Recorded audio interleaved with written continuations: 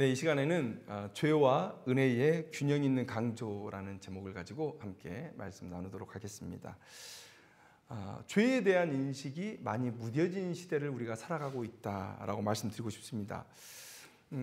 자신들이 죄인이었고 구원을 받았지만 여전히 죄를 지을 수 있는 존재라는 사실을 망각하고 살아가고 있습니다. 인본주의 시대라고 얘기하죠. 과거가 신본주의 사회였다면 이제 이 현대는 인본주의 사회죠. 사람이 주인인 그런 세상입니다. 그래서 어떤 사람들은 이렇게 말해요. 인간에 대한 이런 부정적인 생각은, 그러니까 죄에 대한, 우리가 죄인이었고 죄를 범할 수 있다는 그런 인간에 대한 이런 부정적인 생각은 우리의 미래에 하등 필요가 없다. 긍정적인 미래를 그려야 되는데 이런 부정적인 인간상으로는 오히려 우리를 좌절하게 할 뿐이니까, 우리를 격려하지 못하니까 이런 부정적인 생각 하지 말자는 거예요. 그런데 여러분, 누가 봐도 이 세상은 암울하죠. 과학이 발달했다고 해서 우리의 삶이 나아진 건 아닙니다. 이 세상이 문명사회로 나아간다고 해서 우리의 삶이 더욱더 우리의 마음이 더욱더 윤택해지고 우리의 마음이 평화를 누리고 더 안전한 것도 아니에요. 누가 봐도 암울해지는 세상이고 혼탁해지는 세상이고 절망의 세상이라고 말을 합니다. 그런데 성경은 그렇게 우리에게 얘기를 해주고 있어요. 그런데 세상은 인간에 대한 긍정적인 이야기를 하면서 그냥 나아질 거라고 계속 얘기를 해요. 그런데 이제는 믿는 자들조차도 죄에 대한 언급은 굳이 할 필요 없지 않느냐라고 얘기를 합니다. 예수님의 대속의 은혜가 있죠. 우리의 죄를 다 담당해 주신 예수님의 대속의 은혜. 이 대속의 은혜를 강조하다 보니까 이제는 죄는 나와 상관없는 것으로 여기는 사람들이 많아졌습니다. 죄를 생각하는 것이 오히려 주님의 대속의 은혜를 경시하거나 혹은 받은 은혜를 의심하는 것처럼 여기게 만들었어요. 그러다 보니까 오히려 죄에 대해서 담대한 자들이 믿음이 더 있는 것처럼 여겨진단 말이죠. 나는 하나님의 용서를 믿어. 나는 예수님의 십자가의 그 보혈이 나의 죄를 사했다는 것을 믿어. 그리고 나서 마치 무한한 면죄부를 받은 것처럼 그렇게 죄에 대해서 둔감하게 살아가는 사람들을 우리가 본다는 것이죠. 목회자가 죄를 지어요. 입에 담기도 어려운 죄를 짓습니다. 그런데 강단에서 뭐라고 얘기하냐면 하나님께서 나를 용서하셨으니까 당신들은 이에 대해서 더 왈가왈부하지 말라는 거예요. 자, 어떤 분이 성추행으로 자기가 하던 직장에서 쫓겨났습니다. 근데 그분이 대형 교회에서 간증을 해요. 이런 일들이 벌어지고 있다는 것이죠. 성경은 뭐라고 얘기합니까? 하나님께서 이미 직분을 맡기셨지만 죄를 지으면 그 직분을 다시 빼앗을 수 있다고 성경이 얘기하고 있죠. 사울이 그랬습니다. 또 심지어 자기 백성인 이스라엘조차도 하나님께서 주신 가나안에서 쫓겨났어요. 그들이 지은 죄 때문에. 그런데 자기가 마음대로 하나님의 용서를 말하고 자신의 지위를, 자신의 신분을 계속해서 누리려 하는 것. 이게 과연 하나님께서 생각하시는 죄요, 용서요, 회개의 개념인가라는 것들을 우리가 생각해 봐야 되는 것이죠. 창피함이 없어진 시대를 우리가 살고 있습니다. 믿는 자들이 창피함을 몰라요. 세상 사람들은 죄를 지으면 양심의 가책이라도 받습니다. 근데 교회 다니는 사람들은 그 양심이 무뎌진 것 같아요. 화해를 맞은 것 같아요. 하나님의 용서, 예수의 대속의 은혜를 얘기하면서 전혀 자기의 마음에 그 찌꺼기도 남기지 않아요. 죄에 대한 찌꺼기가 내 안에 남아서 계속해서 나를 괴롭혀야 됩니다. 그래서 내가 옛날에 죄인이었고 그런 죄를 범했고 그래서 앞으로도 범할 수 있다는 사실을 기억하면서 계속해서 자신의 연약함을 하나님께 구해야 돼요. 이런 죄에 다시 빠지지 않도록 해주세요라고 기도해야 되죠. 그리고 그 자리를 피해야 되죠. 노력해야 되죠. 그런데 우리는 너무 쉽게 하나님의 용서, 예수의 대속의 은혜를 얘기해요. 그리고 나서 충분한 회개가 되지 않았고 하나님께서 충분한 회개를 받지 않으셨음에도 불구하고 내 마음에서 그 찌꺼기를 털어버려요. 다시 돌아보지 않아요. 용서한 것 왜 집착하는 거야? 하나님께서 용서했는데. 그 결과가 지금 우리의 모습이죠. 죄에 대해서 둔감합니다. 세상 사람들보다 우리가 더 죄에 대해서 둔감해요. 성경은 여러분 신자는 착해야 된다고 말해요. 제가 착하다는 표현을 쓴 이유는 뭐냐면 세상 사람들이 봐도 착해야 돼요.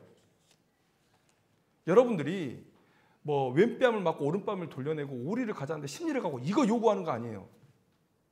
그냥 우리 할 도리만이라도 해야 되는데 그 도리를 안 해요. 우리는 양심의 가책이 없으니까. 왜요? 하나님께도 용서하셨는데 왜 우리가 양심의 가책으로 고통받아야 돼요? 이렇게 얘기하는 거예요. 가증하죠. 죄에 대해서 가장 민감해야 될 공동체가 가장 죄에 대해서 둔감한 세상을 살고 있습니다. 이렇게 얘기하는 사람들이 있어요. 사람이 다 실수를 하지. 인간이 다 부족하지. 라고 얘기해요. 근데 여러분, 올림픽 경기를 보시면서 우리나라 선수가 뒤지고 있어요. 그러면 에이, 승패 결정 났네. 포기해라. 이렇게 얘기하시는 분 있습니까? 우리가 축구 경기를 보더라도 후반 90분 넘어 인저리 타임까지 그 추가 시간까지 계속해서 지켜봐주는 이유는 뭡니까? 끝까지 포기하지 않는 그 선수들을 응원하는 마음 아니에요? 그리고 역전할 수 있다는 기대 아니에요? 아, 인간이 다 그렇지. 완벽한 인간이 어디 있어? 다 실수하고 넘어지는 거 아니야? 이건 거룩한 삶에 대한 포기죠. 하나님께서 우리에게 원하시는 모습은 완전한 거룩이 아니에요. 어떤 위치를 달리고 있건 간에 그 자리에서 좀 더 거룩해 보려고 하는 그런 노력, 그런 수고. 같은 거룩을 요구할 수 없겠죠. 누구나 첫 출발점이 다 다릅니다. 어떤 가정에서 태어났고 어떤 교육을 받았고 부모가 어떤 생각을 가지고 있고 얘가 어떤 사고를 당했고 이런 것들로 인해서 많은 거룩의 출발선이 다 다를 거예요. 그러나 그 자리에서 어떻게 하면 주의 백성으로 거룩하게 살아볼까? 죄를 지을 때 회개하고 다시는 그 죄에 발을 담그지 않기 위해서 노력하고 멀리하고 안전한 길로 다니고 말씀을 묵상하고 생명길로 거닐고 이런 노력들을 하는 걸 하나님께서 원하시는데 이렇게 얘기해버려요. 목회자가 죄를 짓고 저도 사람인데요 라고 얘기를 해요. 자기가 죄를 지었는데 자기가 용서의 말을 못하니까 다른 목사를 강단에 불러요. 왜요? 내 얘기 좀 해달라는 거죠. 우리 목사님 훌륭하신 분인데 이번에 실수 한번 했습니다. 용서로 보듬어주면 이런 얘기를 왜 합니까? 우선 자기가 죄인이라고 고백해야 되는 거 아니에요? 그리고 나를 받아주든지 안 받아주든지 이 성도들이 결정하게 해야 되는 거죠. 그게 맞죠. 미국의 어떤 방송에 출연하는 귀한 목사님이 성범죄를 저질렀어요. 불륜이 걸렸어요. 우리나라 같으면 힘으로 누르고 성도들을 힘으로 억압할 수 있는데 그분은 방송에 나와서 책임을 지고 나는 죄인입니다라고 고백을 했다고 해요. 그게 먼저죠. 그게 먼저죠. 그런데 우리는 죄에 대해서 매우 둔감합니다. 하나님의 대속의 은혜를 다른 곳에 사용하고 있어요. 잘못 사용하고 있어요. 오늘 요한의 이야기를 우리가 사도 요한의 이야기를 들어보면 마치 이런 기형적인 신앙을 사도 요한이 조장하고 있는 것처럼 보이기도 해요. 1절 말씀 한번 볼까요? 나의 자녀들아 내가 이것을 너희에게 쓰면 너희로 죄를 범하지 않게 하려 함이라. 그런데 이렇게 말해놓고 그 다음에 뭐라고 얘기합니까? 만일 누가 죄를 범하여도 아버지 앞에서 우리에게 대언자가 있으니 곧 의로우신 예수 그리스도시라. 죄를 범하지 마. 근데 죄를 범했잖아? 우리에게 대언자 예수 그리스도가 있어. 너를 용서하게 하실 대언자가 있어. 중보자가 있어 라고 말해요. 죄를 범하지 말라고 하다가 갑자기 죄를 범하여도 예수가 있으니 걱정하지 말라는 거예요. 이 두 주장이 배치되는 것 아닌가. 어느 포인트에 강조점을 두느냐에 따라서 어쩌면 신자들을 방종하게 할 수도 있는, 얼마든지 죄를 지어도 된다는 그런 얘기로 들을 수 있다는 거예요. 그런데 한번 생각해 보죠. 이 서신은 신자들에게 쓴 서신입니다. 신자들에게. 너희로 죄를 범하지 않게 함이라라는 것은 전제가 있어요. 뭡니까? 누구나 구원받은 자도 여전히 죄를 범할 수 있는 상태에 있다는 것을 사도 요한이 지금 전제해주고 있는 거예요. 구원받은 자에게 죄를 범하지 말라고 얘기하죠. 우리는 여전히 죄를 범할 수 있는 존재다. 그리고 나서 단호하게 얘기해요. 4절에서 6절까지의 말씀을 보면 그를 아노라 하고, 안다는 말이 뭔 말입니까? 안다는 말. 내가 누구를 안다라고 한다는 것은 관계가 있다는 것이죠. 하나님과 관계 있는 자, 죄가 용서받은 자, 그런 자가 하나님과 관계를 맺을 수 있죠. 여기서 아노라 하는 자는 그 구원받은 자를 얘기하는 거예요. 그를 아노라 하고 구원받았으면서도 그의 계명을 지키지 아니하는 자는 거짓말하는 자요, 진리가 그 속에 있지 않다는 거예요.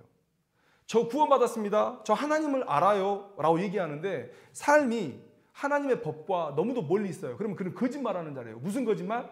너 구원받은 거 아닌데 너 구원받았다고 얘기하잖아, 이 얘기예요. 너 구원받은 거 아니야. 진리가 그 속에 있지 않다는 거예요. 구원의 진리, 하나님에 대한, 또 예수 그리스도의 속죄에 대한, 그리고 나를 지금도 주장하시는 성령 하나님에 대한 이런 지식이 없다는 거예요. 이런 진리가 없다는 거예요. 그런 자가 어떻게 구원을 얘기할 수 있습니까? 그러니까 당연히 거짓말이죠. 그를 아는 것 아니야. 나 대통령 알아, 나 저기 높은 분 알아. 그 거짓말이라는 거예요. 그러니까 오늘 본문 말씀 쭉 읽어보면 어떻습니까? 누구든지 그의 말씀을 지키는 자는 하나님의 사랑이 참으로 그 속에서 온전하게 되었나니 이로써 우리가 그의 안에 있는 줄을 아노라. 그의 안에 산다고 하는 자는 그가 행하시는 대로 자기도 행할지니라. 이렇게 얘기하고 있어요. 그대로 행해야 된다. 하나님의 성품을 닮아가야 된다. 이렇게 얘기하고 있어요. 그러면 1절의 의미는 뭘까? 1절의 의미는, 여러분, 사도 요한은 두 가지를 전제하고 있습니다. 첫 번째는 뭐냐면 우리 모두가 죄인이었다는 사실. 1장의 말씀이 그거예요. 1장의 말씀이 너희들 모두가 다 죄인인데 하나님께 용서를 구하면 하나님께서 너희를 용서해 주실 거야. 그게 요한일서 1장의 얘기예요. 그러니까 신자들도 이미 죄인이었었고 하나님께 나아와서 구원을 받았다는 거예요. 이미 죄인이었다는 사실. 그리고 구원받은 자들도 여전히 죄를 짓는다는 사실. 이 두 가지를 전제하고 지금 얘기하고 있다는 것이죠. 인간의 연약함은 이 땅에서 온전한 성화를, 거룩함을 이룰 수 없게 하죠. 죄로 기운 우리의 성향과 또 사단의 공격과 또 연약한 인간들, 그들이 만들어낸 이 악한 시스템 안에서 우리가 온전한 거룩을 이루기는 너무 힘이 든다. 오히려 거룩과 반대 방향으로 간다고 생각하는 것이 맞다. 그래서 온전한 인간이 없어요. 하나님께 가장 사랑을 받았고 믿음의 사람이라고 추앙받았던 다윗도 넘어졌습니다. 이 세상의 모든 것을 다 가졌다고, 더 가질 게 없다고 말한 솔로몬도 다른 것들에 유혹을 받았어요. 유혹 없는 삶이 없어요. 넘어지지 않는 삶이 없어요. 누구 하나 온전한 자가 없어요. 그래서 사도 요한은 얘기하는 거예요. 예수께서 우리의 과거와 현재와 미래의 모든 죄를 대속해 주셨다. 그런데 이 말씀을 어떻게 대하느냐에 따라서 구원의 여부를 어느 정도 알 수 있습니다. 누가 구원받았는지는 우리가 100% 알 수 없어요. 그러나 어느 정도는 알 수 있어요. 이게 매우 중요합니다. 여러분, 나의 구원의 여부에 대해서 궁금하잖아요. 근데 그냥 여러분, 우리는 그동안 그렇게 얘기했었어요. 그냥 믿어. 자, 내 기도 따라해. 자, 이제 너 구원 받은 거야. 의심하지 마. 의심하면 안 돼. 그냥 믿어. 그럼 구원 받는 거야. 이렇게 가르쳤단 말이죠. 아니요. 이건 아까 말한 대로 방종으로 나가게 해요. 우리가 나의 구원의 여부를 어느 정도 판단해 보는 것, 그리고 내가 목회자로서, 제가 목회자로서 성도들의 구원의 여부를 어느 정도 판단해 보는 것, 이거 매우 중요하죠. 왜냐하면 그 사람의 지금의 형 상태를 진단하고 앞으로 어떻게 나아가야 될지를 얘기할 수 있으니까. 그래서 정확하진 않지만 진단의 차원에서는 해볼 수 있는 얘기예요. 오늘 여러분도 한번 자신을, 이 말씀을 어떻게 대하느냐를 가지고 여러분들의 신앙의 진단을 한번 해보시길 바라요. 자, 구원받았다는 것, 여러분, 성령께서 우리 안에 내주하신다는 건 아닙니까? 성령은 하나님이고 우리 안에서 하나님의 일을 할 거예요. 그 첫 번째가 뭐냐면 우리에게 하나님의 마음을 품게 해요. 그 사람의 마음이 어떠하면 그 사람의 행동도 그리할 것이다 라고 말씀하고 있어요. 마음에서 행동이 우러나는 것이죠. 성령께서 내 마음에 내주하셔서 성령 충만함으로 우리를 이끌어가고 계세요. 성령께서 나를 지배하신다면 결론은 하나예요. 나를 하나님의 성품을 쫓아가는 자가 되게 할 거예요. 그래서 여러분, 그래서 우리가 복음을 들고 세상에 나가는 것 아니에요? 하나님이 지금 무슨 생각만 하고 있을까요? 잃어버린 자기 백성 찾는 것만 생각하세요. 그래서 자기 독생자를 죽이신 거예요. 그래서 우리가 이 세상 역사를 구속사라고 얘기하죠. 그래서 예수님께서 그 하나님의 마음을 알고 그래서 쉬지 않고 열심히 복음을 전하러 다니신 거예요. 그게 성령 충만의 증거예요. 예수님께서도 이 세상에서 성령의 능력으로 사셨죠. 성령께서 예수를 지배했을 때 한시도 쉬지 못하게 그렇게 열심히 온 땅을 두루다니며 복음 전하게 하셨어요. 그게 하나님의 마음이니까.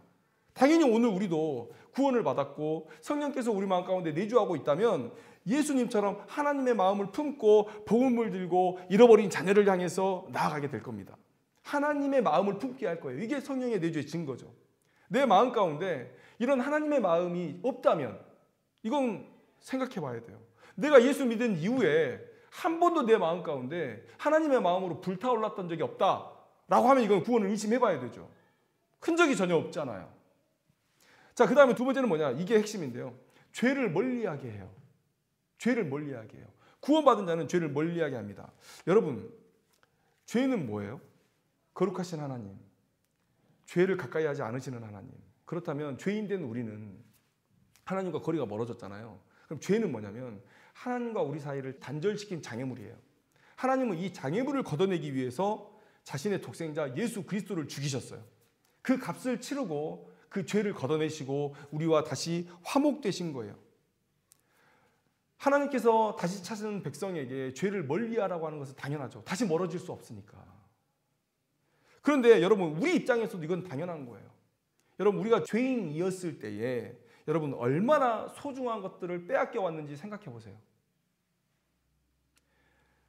하나님과의 그 친밀한 교제, 그 영생, 하나님과 동행하면서 누리는 그 기쁨, 그 평안, 그 모든 것들을 우리가 잃어버렸어요. 우리가 한 번도 가져본 적이 없었기 때문에 사실 얼마나 소중했는지 몰랐어요. 그리고 우리가 여전히 죄 가운데 있고 육신 가운데 있어서 하나님을 대면해서 만날 수 없고, 그래서 여전히 우리가 부족한 가운데 하나님을 만나고 있어서 우리가 잃어버린 것들이 얼마나 놀랍고 귀한 것인지를 우리가 몰랐어요. 그래도 우리가 구원받은 이후에 하나님과 교통하면서 하나님의 은혜로 우리가 살아가면서 내가 잃어버린 것이 얼마나 귀한 것이었나를 조금씩 알고 있죠. 죄가 그걸 모르게 했던 거예요. 죄가 단절하게 했던 거예요. 그러면 구원받아서 하나님의 택한 백성으로 거듭나고, 그리고 하나님과의 교통하면서 그 모든 그 풍부한 그런 영적 은혜들을 우리가 누려가면서 이제 얼마나 죄가 미워져야 됩니까? 내가 이것들을 못 누리게 이렇게 나를 막아왔던 거야? 그래서 구원받고 성령이 내주하는 사람, 성령께서 자꾸만 우리를 깨우치시는 그런 역사를 경험하는 사람이라면 죄를 혐오하게 돼요. 죄를 미워하게 돼요. 물론 아까 말씀드렸듯이 우리가 이미 죄로 기운 성향이 있고 이 세상의 시스템이 악하고 또 사단의 공격이 있고, 그래서 우리가 죄를 미워하되 죄에 완전히 구별된 자로 살아갈 수는 없죠. 완전히 거룩한 자로 살아갈 수는 없죠. 그러나 포기하지는 않아야죠. 사람이 원래 그래 라고 얘기하지 말아야죠. 그 좋은 것들을 다 빼앗겼다는 거예요. 그런데 다시 뺏겨도 상관없다? 그건 그 좋은 것을 맛보지 못했다는 얘기밖에 안 되잖아요. 여러분, 맛있는 떡볶이를 먹으면 다른 떡볶이집 가서 맛이 없으면 그게 안 먹어지잖아요. 여러분, 우리가 맛집 찾으려고 2시간, 3시간씩 운전하고 다니지 않아요? 그 작은 좋은 것 하나 느껴도 그걸 포기 못하는 게 인생인데, 우리가 구원받고 하나님의 백성이 돼서 하나님과 교통하면서 하나님의 은혜를 우리가 지금 누리고 산다면, 야, 이 죄가 나를 그동안 그걸 못 누리게 했어? 이 좋은 게 너무 좋다면, 이걸 한번 맛봤다면 어떻게 이걸 포기하고 너무도 쉽게 죄로 향할 수 있냐고요. 그건 뭐예요? 이걸 맛보지 못했던 사람이라는 것밖에 안 된다는 거예요. 사도 요한 얘기하잖아요. 거짓말하는 자라고. 진리가 그 속에 없는 자라고 얘기하잖아요. 포기하지 말아야죠. 예수님께서도 육신을 입고 우리가 얼마나 죄와 싸우는 일이 힘든지 아셔요. 그래서 우리를 긍휼히 여기시는 하나님, 채울하시는 하나님이라고 말씀하고 있잖아요. 그래서 우리가 넘어져도 이해하셔요. 그리고 예수님의 그 보혈의 은혜가 우리의 죄를 감싸요. 그런데 그 죄를 사랑하지 말아야 되고 그 죄와 싸우는 것을 포기하지는 말아야 된다는 거예요. 그런데 사람이 다 그렇지. 이런 생각을 해서는 안 된다. 여러분, 구약에 예수님께서 눈에는 눈, 이에는 이라고 말씀하셨죠. 이 말씀은 무슨 말씀입니까? 죄에는 반드시 그에 상응하는 죄의 값이 지불되어야 한다는 얘기예요. 무서운 말씀입니다. 내가 죄를 지었다면 다시 그 사람과 화목하게 되려면 그것에 대한 죄값을 치러야 돼요. 몇 배를 치러야 되는 죄의 값도 있습니다. 그러니까 죄가 그리 가볍지는 않다는 거예요. 여러분, 제가 영화 밀양에 대한 얘기를 가끔 하잖아요. 어제도 이 설교를 준비하면서 다시 봤어요. 볼 때마다 너무 불편해요. 그래서 저는 어제 속으로 그 생각도 했어요. 야, 전도연 씨가 이 영화에 안 나왔으면 좋았겠다. 왜냐하면 저는 아직도 그게 영화가 너무 강하게 임팩트가 있어서 전도연 씨가 나오면 그 영화가 생각이 나요. 그래서 영화를 보는 게 좀 불편해져요. 여러분, 왜 이 밀양의 이야기가 신자들에게 이렇게 불편합니까? 남의 자식을 유괴해서 죽여놓고는 감옥에 있는데 하나님의 용서를 말하는 거예요. 아까 제가 말씀드렸잖아요. 무한의 면죄부를 받은 것처럼 자신을 향해서 면죄부를 남발하는 신앙인이 우리라고. 죽은 아이에게 용서를 구할 수 없죠. 그래서 살인은 참 용서받지 못할 죄입니다. 죽은 아이에게 용서를 구할 수 없어요. 그리고 그 어머니에게 용서를 구하지 않았어요.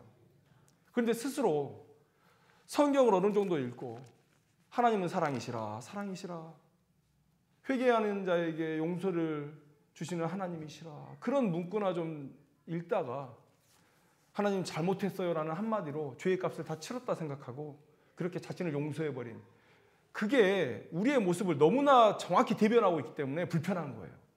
아까 제가 말씀드렸잖아요. 성추행했어요. 회사에서 잘렸어요. 그 사람의 인생이 나락에 갔어요. 그 피해자의 인생이 나락에 갔어요. 그 사람에게 한마디도 하지 않았어요. 미안하다는 말 한마디도 안 했어요. 강단에서 무슨 얘기를 했을까요?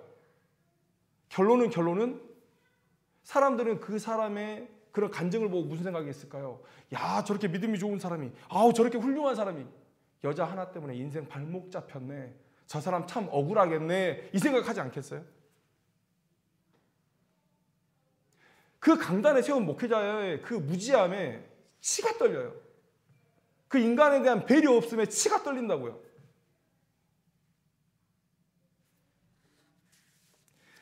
마태복음 5장 23절 26절 말씀에 이런 말씀이 있어요. 그러므로 예물을 제단에 드리려다가 거기서 내 형제에게 원망 들을 만한 일이 있는 것이 생각나거든. 예물을 제단 앞에 두고 먼저 가서 형제와 화목하고 그 후에 와서 예물을 드려라. 이 말이 무슨 말씀입니까? 하나님께 나아오기 전에 네가 잘못한 일이 있는 형제에게 먼저 화목을, 용서를 구하라는 거예요. 엄하게 말하면 형제와 화목하기 전에는 내 앞에 나오지 마라, 이 얘기거든요. 여러분, 뒤에 한번 단어들을 생각해 보세요. 너를 고발하는 자, 이것은 명백하게 죄를 지은 사람에게 하는 말이죠. 고발하는 자, 그리고 그들과 급히 사화하라, 화해하고 합의보라는 얘기예요. 그리고 너를 고발하는 자가 너를 재판관에게 내어주고 재판관이 옥리에게 내어주고 옥에 가둘까 염려하라. 여러분, 이 단어들 한번 생각해 보세요. 고발, 사화, 재판관, 옥리, 옥에 갇힘, 잘못을 저지른 거예요. 잘못을 저지른 건데 이 문제를 해결하기 전까지는 너 내 앞에 나올 생각하지 말라는 거예요. 여러분, 어떻게 해결합니까? 여기 화목이라는 단어가 있어요. 화목. 여러분, 하나님이 우리와 화목되기 위해서 우리가 지은 죄지만 하나님께서 우리의 아버지 되시니까 그래, 내가 책임지자, 그리고 죄값을 치르신 게 뭡니까? 예수 그리스도를 십자가에 달려 죽게 하신 거예요. 말도 안 되는 값을 치르신 거죠. 말도 안 되는 값을 치르신 거죠. 화목의 조건은 죄의 값을 치르는 거예요. 이걸 하나님께서 직접 보여주셨어요. 죄는 결코 죄의 값이 없이 용서될 수 없다. 그러면 지금 오늘 이 예수님의 말씀 속에 지금 네가 잘못한 형제와 가서 화목하라, 사화하라는 얘기는 뭡니까? 합의 보라는 얘기는 뭐예요? 네가 저지른 범죄에 대한 값을 온전히 치르고 그에게 용서의 답을 구하고 나서 내 앞에 오라는 거예요. 그래야 예배를 받겠다는 거예요. 죄의 값. 죄란 이런 것이죠. 죄란 이런 것이죠. 우리가 죄를 지으면 물론 구원은 예수 그리스도의 보혈로 인해서 우리에게 구원은 주어질 겁니다. 우리가 연약해서 지은 죄는. 그러나 이 땅에서 우리가 예수님의 명령대로 죄를 멀리하고 거룩하게 살아가고 다른 사람들을 나보다 더 낫게 여기고 그를 섬기고 이런 모습들이 필요하죠. 그런데 여전히 구원받은 자로서 하나님의 마음, 그 잃어버린 영혼을 찾겠다는 하나님의 마음은 다 내팽개쳐버리고 자기의 유익을 위해서 다른 사람들을 희생시키고 다른 사람들을 짓밟고 올라서고 편법, 탈법, 불법을 내 마음대로 자행하고 이거 말이 안 되는 얘기예요. 이 신자에게서 있을 수 없는 일입니다. 왜 이 지경이 됐습니까? 윗물이 맑아야 아랫물이 맑다. 디모데후서 2장 2절 말씀에 이런 말씀이 있어요. 또 내가 많은 증인 앞에서 내게 들은 바를 충성된 사람들에게 부탁하라. 그들이 또 다른 사람들을 가르칠 수 있으리라. 내게 들은 바 누가 들었어요? 디모데가 들었죠. 바울이 디모데를 가르쳤어요. 그리고 그 디모데가 들은 말씀을 충성된 사람들에게 부탁하라는 거예요. 그러면 그 사람들을 통해서 다른 사람들이 들을 수 있겠다는 거예요. 믿음의 4대라고 얘기하거든요. 바울, 디모데, 충성된 사람들, 그리고 다른 사람들. 바울의 신앙이 디모데에게 흘러오고 디모데의 신앙이 충성된 사람들에게 흘러가고 충성된 사람들의 신앙이 이제 온 세계로 퍼지는 거예요. 윗물이 맑았을 때 그 밑에 있는 그 다른 사람들조차 맑은 윗물이 들어오면요. 목회자들이 강단에서 스스로를 용서하고 죄의 값을 하찮은 것으로 여기고 무한한 면죄부를 남발하고 그렇게 양심이 화인 맞아가지고 그렇게 살고 있으니 성도들이 온전할 리가 있습니까? 한국 교회가 온전할 리가 있습니까? 신자들이 죄와 동거를 하고 있어요. 그런데 불편한 동거가 아니에요. 아주 편하게 동거하고 있어요. 아주 편하게. 많은 사람들이 기독교의 복음을 오해합니다. 예수님의 보혈을 은혜로 받는 것이다 라고 얘기를 하니까 은혜는 뭡니까? 우리가 할 수 있는 게 아무것도 없다는 거 아니에요? 값을 치를 필요가 없다는 거 아니에요? 그러다 보니까 거룩한 삶에 대한 요구가 너무 빈약한 것 아니냐라고 생각해요. 여러 번 말씀드렸지만 이런 생각을 하는 것 자체가 복음에 대한 무지, 오해, 빈약한 이해에서 비롯된다라는 말씀을 드리고 싶어요. 여러분, 이런 생각을 가지니까 어떻게 됩니까? 이걸 극복해야 된다는 거예요. 그러면 협박을 해야 되죠, 성도들을. 너 이렇게 하면 이거 뺏길 거야 라는 걸 협박을 해야 되죠. 그러다 보니까 자꾸 선행이 강조됩니다. 그것이 공로가 되고 그래서 행위 구원론으로 나아가고 그리고 예수의 십자가 사역이 구원의 전부가 아니라 여러 조건 중에 하나로 전락해버리죠. 이런 일들이 지금 한국교회에서 벌어지고 온 세계 가운데 기독교 역사 가운데 항상 있어왔던 일이에요. 왜요? 복음의 진짜 진리를 모르니까. 복음은 은혜만을 강조한다고 그게 복음되지 않습니다. 복음이 온전히 강조되기 위해서는 죄와 은혜가 규정이 있게 이해돼야 돼요. 죄에 대한 이해가 50%, 은혜에 대한 이해가 50%, 그래야 복음을 온전히 이해하는 거예요. 죄만을 강조하면 우리는 감사가 없는 우울함에 빠지겠죠. 그런데 은혜만을 강조하면 방종과 무질서로 나아갈 거예요. 그런데 이게 상호작용을 일으킵니다. 죄에 대해서 깊이 있게 묵상하고 내가 죄인이었던 것, 그리고 여전히 내가 죄를 지을 수 있다는 사실을 묵상하면서 살아갈 때에 예수님의 보혈의 은혜가 감사한 것이 되고 성령의 인도하심에 내 삶을 내어 맡길 수 있는 거예요. 그런데 우리가 그렇게 무너져 내리지 않는 이유는 뭡니까? 그렇게 무너져 내리지 않는 이유. 사도 바울이 로마서 8장 1절에 말씀하신 것처럼 우리가 나를 사로잡아서 그 아면으로 끌어당기는 그런 상황 속에서도 우리가 무너지지 않는 이유는 예수 그리스도의 보혈의 은혜로 인해서 내게 정죄함이 없다는 그 은혜가 있기 때문에 그래요. 죄와 은혜가 함께 상보적으로 서로 도울 때 진짜 복음이 되는 거예요. 죄에 대해서 그렇게 깊은 묵상이 있고 죄로 인해서 구원받은 그 은혜에 대한 감격이 있는 자가 어떻게 죄를 가까이 하고 죄를 사모할 수 있어요? 협박으로 될 게 아니에요. 그건 다른 이방 종교, 인간이 만들어낸 종교가 그런 얘기를 하는 거예요. 성경을 읽으면 읽을수록 왜 이 성경밖에 진리가 없습니까? 이건 인간이 생각해낼 수 없는 종교예요. 인간이 생각할 수 없는 종교예요.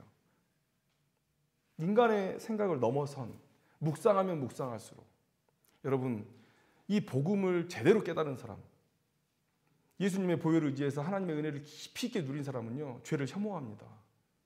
다른 어떤 협박도 소용이 없어요. 아니 진짜 좋은 걸 맛본 사람에게 다른 거 갖다 주면서 이게 좋아 이게 좋아 한다고 이게 먹어져요? 안 먹어지잖아요. 이 복음을 진짜 이해한 사람은 죄를 멀리할 것이다. 여러분 우리가 죄에 대해서 너무 무뎌진 세상을 살고 있어요. 죄에 대한 얘기 잘 하지 않습니다. 그게 편하죠. 그러나 여러분 우리가 은혜를 얘기하는 것 이상으로 죄에 대한 이야기를 해야 은혜가 은혜된다라는 사실을 우리가 기억했으면 좋겠습니다. 여러분 오늘 설교의 제목처럼 은혜의 묵상과 함께 죄의 묵상을 균형 있게 이루어가면서 하나님께 우리에게 말씀하신 거룩한 삶을 이루어가고 이 땅에 거짓이라고 낙인 찍혀버린 기독교의 진리를 또 교회의 위상을 바로 세우는 그런 귀한 성도님 되기를 주님의 이름으로 축원합니다. 기도하겠습니다.